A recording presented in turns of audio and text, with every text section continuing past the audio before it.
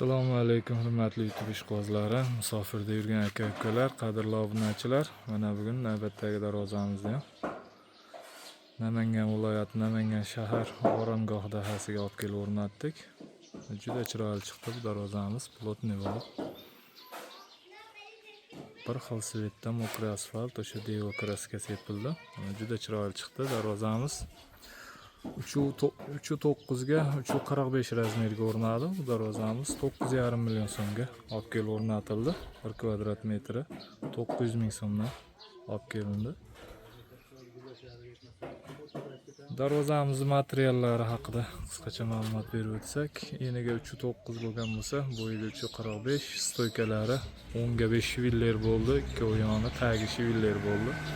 Tepasi 10 ga 5 profil. İçidagi profillari 6 ga 4, 1.7 tenada, listlari ikkilik listda bo'ldi. Mana juda chiroyli, baquvvat holda o'rnadi bu darvozamiz.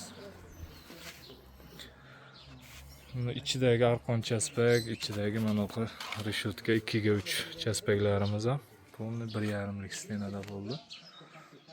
Juda qalin, chiroyli holda o'rnadi. Zamoklar degan zubur zamok, orqa holatlarini ko'rsatib o'tsak. Orqa holatlari, orqalari ham tekis, plotniy bo'lib, juda chiroyli holda o'rnadi ona.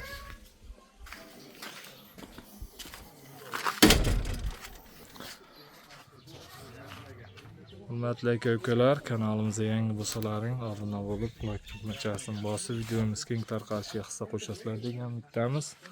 Kimga shunday darvozalar kerak bo'lsa, ekranimiz pastki qismiga nomerimizni qo'yib qo'yamiz. Bemalol murojaat qilishlari mumkin. O'zbekiston bo'ylab dostavka ustanovka mavjud.